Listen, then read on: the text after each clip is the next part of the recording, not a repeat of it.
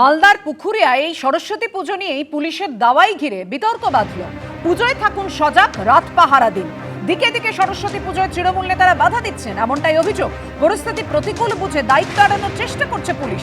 সরস্বতী পুজো নিয়ে তৃণমূলের সঙ্গে পুলিশকে এভাবেই আক্রমণ করলেন শুভেন্দু অধিকারী।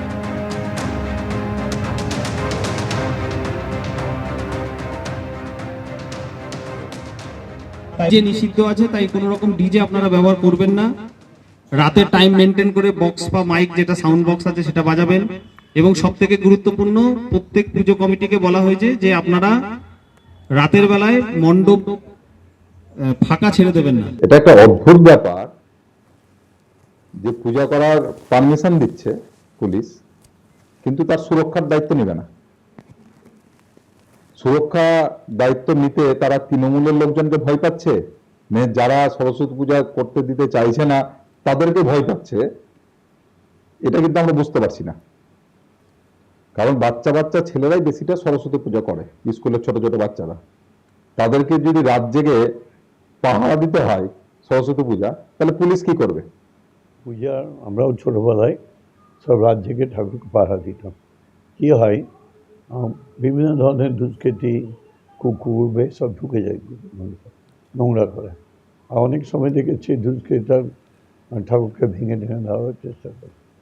এইটা তো পুলিশের কর্তব্য যে প্রত্যেকটা মণ্ডপকে পাহারা দেওয়া, এবং সেটা যদি উদ্যোক্তারা দেয় আরও ভালো। স্কুলগুলোতে উদ্যোক্তা দিয়ে নেয়, অন্য ধর্মের মানুষরা থাকলে তারাও পূজা করে।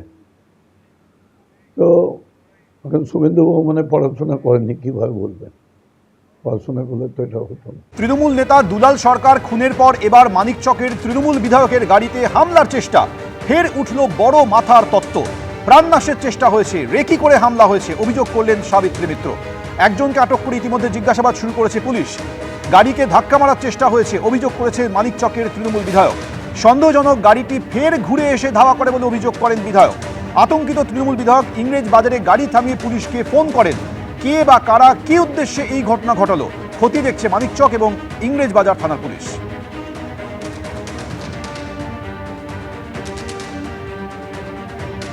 তিন দিন থেকে হচ্ছে, তিন চার দিন থেকে হচ্ছে, তিন চার দিন থেকে হচ্ছে।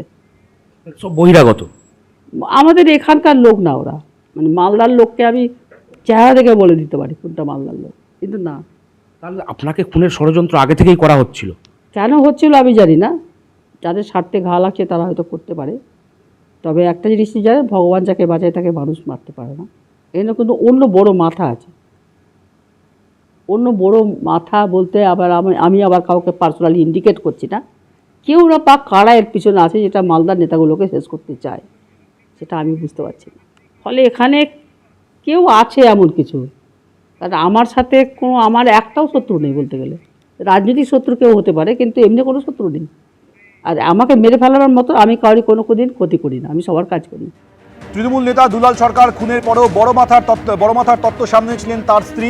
আর এবার মানিকচকের তৃণমূল বিধায়ক তিনিও সেই বড় মাথার তত্ত্বই সামনে আনছেন। তাকে প্রাণনাশের চেষ্টা করা হয়েছে বলে অভিযোগ করছেন, রেকি করে হামলা হয়েছে বলে তিনি অভিযোগ করেছেন। পুলিশ ইতিমধ্যে একজনকে আটক করে জিজ্ঞাসাবাদ করছে।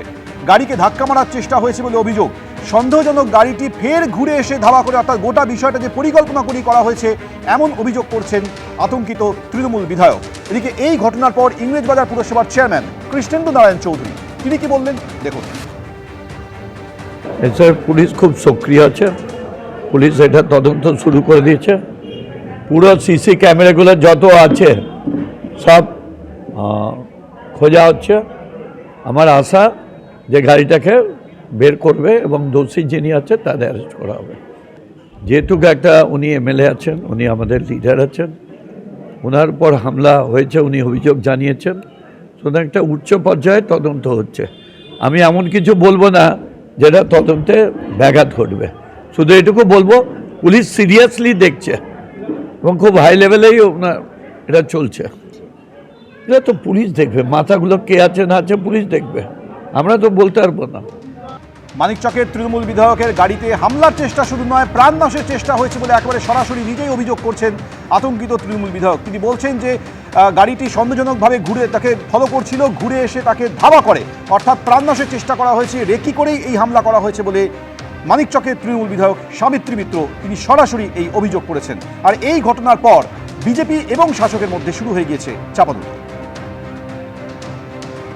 মুখ্যমন্ত্রী তার নিজের দলের এমএলএ মন্ত্রীদেরকে নেতাদেরকেই প্রোটেকশন দিতে পারছেন না।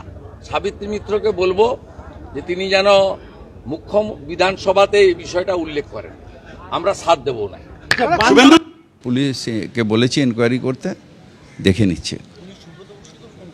সবাইকে করেছেন উনি বলেছেন এটা খুব সিরিয়াস ম্যাটার। আমরা পুলিশ সুপারকে বলা হয়েছে যে ইমিডিয়েটলি দেখে যে ক্রিমিনাল তাকে অ্যারেস্ট করতে।